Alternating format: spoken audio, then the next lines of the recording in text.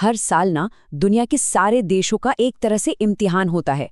कौन कितना खुश है, कहाँ बिजनेस करना आसान है, इन सब पर ग्लोबल रैंकिंग्स बनती हैं। समझिए ये एक इंटरनेशनल रिपोर्ट कार्ड है जो बताता है कि भाई कौन सा देश किस पोजीशन पर है।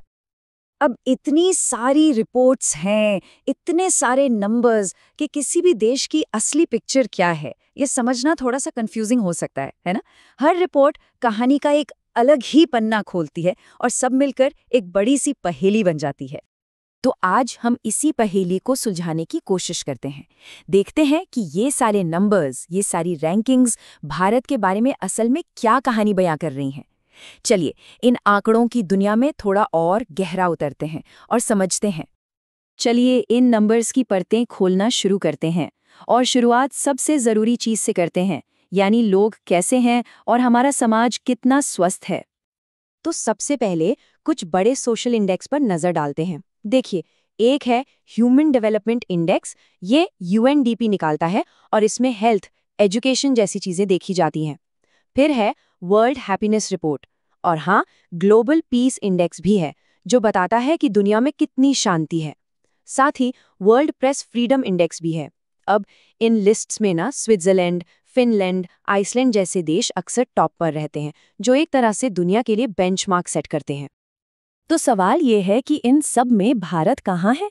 ह्यूमन डेवलपमेंट इंडेक्स की बात करें, जो कि हेल्थ, एजुकेशन और स्टैंडर्ड ऑफ लिविंग को नापता है, उसमें भारत की रैंक है 134वीं। इससे हमें देश में ओवरऑल क्वालिटी ऑफ लाइफ का एक मोटा-मोटा अंदाजा मिलता है। अब आती है खुशी पर। वर्ल्ड हैप्पीनेस रिपोर्ट 2025 में भारत की रैंक है 118वीं और ये एक अच्छी खबर है क्योंकि पिछले साल ये रैंक 126 थी, तो यहाँ एक अच्छा खासा सुधार देखने को मिला है जो शायद बेहतर सोशल सपोर्ट या इकोनॉमी में बढ़ते भरोसे को दिखाता है। और शांति के मामले में ग्लोबल पीस इंडेक्स में भारत की रैंक 115 है। पिछले साल 116 थी, तो कह सकते हैं कि एक छोटा सा ही सही पर सही दिशा में एक कदम है। लेकिन जब बात प्रेस की आज़ादी की आती है तो कहानी थोड़ी अलग हो जाती है। वर्ल्ड प्रेस फ्रीडम इंडेक्स 2025 में भारत 151वें नंबर पर है। ये रैंक बताती है कि इस एरिया में अभी भी काफ़ी बड़ी चुनौतियां हैं। पर एक एरिया ऐसा है जहां भारत ने वाकई में अच्छी छलांग लगाई है, और वो है travel freedom. Hindley passport index में भारत की रैंक 85 से सुधरकर सीधे 77 पर आ गई है। ये दिखाता है कि इंडियन पासपोर्ट की ताकत और दुनिया में भारत की सॉफ्ट पावर दोनों बढ़ रही हैं। चलिए अब जरा इकोनॉमी की बात करते हैं। देखते हैं कि बिजनेस, कंपटीशन और ओवरऑल इकोनॉमिक पावर के मामले में भारत कहाँ खड़ा है। इकोनॉमिक फ्रंट पर भी कुछ बड़े इंडेक्स हैं, जैसे कि हुरुन ग्लोबल यूनिकॉर्न इंडेक्स। ये उन स्टार्टअप्स को गिनता है जिनकी वैल्यू $1 बिलियन से ज्यादा है। फिर है इंटरनेशनल आईपी इंडेक्स, जो पेटेंट और कॉपीराइट जैसे आइडियाज को कितनी प्रोटेक्शन मिलती है ये देखता है। और ग्लोबल कॉम्पिटिटिवनेस इंडेक्स हमें बताता है कि कोई इकोनॉमी कितनी प्रोडक्टिव है। इन मामलों में अमेरिका और डेनमार्क जैसे देश दुनिया को लीड करते हैं। और ये देखिए, ये एक जबरदस्त आंकड़ा है। यूनिकॉर्न्स की संख्या के मामले में भारत दुनिया में तीसरे नंबर पर है। ये सीधे सीधे दिखाता है कि देश का स्टार्टअप इकोसिस्टम कितना फल फूल रहा है और यहाँ एंटरप्रेन्योरशिप की भावना कितनी मजबूत है। इंटेलेक्चुअल प्रॉपर्टी राइट्स यानी नए आइडियाज़ को प्रोटेक्ट करने के मामले में भारत इंटरनेशनल आईपी इंडेक्स में 42वें नंबर पर है। मतलब सुधार की गुंजाइश तो है, पर ये एक सॉलिड बेस भी है जिस पर और बेहतर काम किया जा सकता है। और जब बात आती है दुनिया की सबसे कॉम्पिटिटिव इकोनॉमीज की, तो ग्लोबल कॉम्पिटिटिवनेस इंडेक्स में भारत 49वें पायदान पर है। इसे हम एक मजबूत मिड रेंज परफॉर्मेंस कह सकते हैं।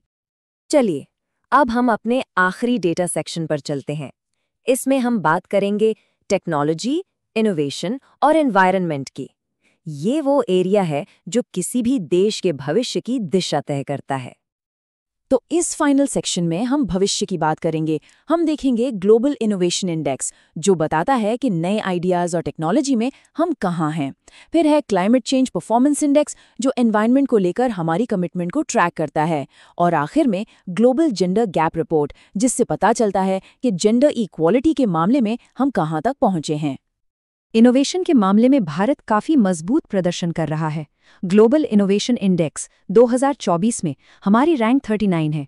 ये दिखाता है कि देश में टेक्नोलॉजी और रिसर्च को लेकर काफ़ी अच्छा काम हो रहा है। और ये वाला नतीजा तो वाकई कमाल का है। क्लाइमेट चेंज परफॉर्मेंस इंडेक्स में भारत दुनिया में 7वें नंबर पर है। इसका मतलब है कि क्लाइमेट एक्शन के मामले में हम दुनिया के टॉप परफॉर्मर्स में से एक हैं।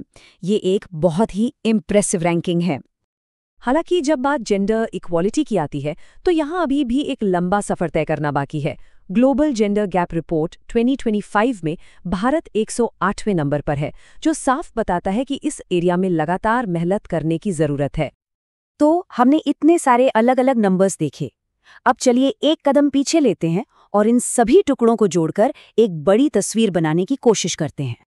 तो तस्वीर कैसी दिखती है? देखिए, एक मिलीजुली तस्वीर है। एक तरफ इकोनॉमी और इनोवेशन में भारत एक ग्लोबल पावर हाउस की तरह उभर रहा है, जैसे यूनिकॉर्न्स में तीसरा और क्लाइमेट परफॉर्मेंस में 7वां स्थान। दूसरी तरफ ह्यूमन डेवलपमेंट और प्रेस फ्रीडम जैसे सोशल इंडिकेटर्स में अभी काफ़ी काम करना बाकी है। और हाँ, पासपोर्ट की ताकत बढ़ने जैसे पॉजिटिव साइन भी हैं, जो बताते हैं कि देश सही दिशा में आगे बढ़ रहा है। और यहीं पर हम एक आखिरी सवाल पर आकर रुकते हैं। क्या ये नंबर्स और रैंकिंग्स ही पूरी कहानी है, या फिर ये सिर्फ एक विशाल, कॉम्प्लेक्स और लगातार बदलते हुए देश की लंबी कहानी का एक छोटा सा स्नैपशॉट भर है? ये एक ऐसा सवाल है जो हमें इन रिपोर्ट से भी आगे जाकर सोचने पर मजबूर करता है।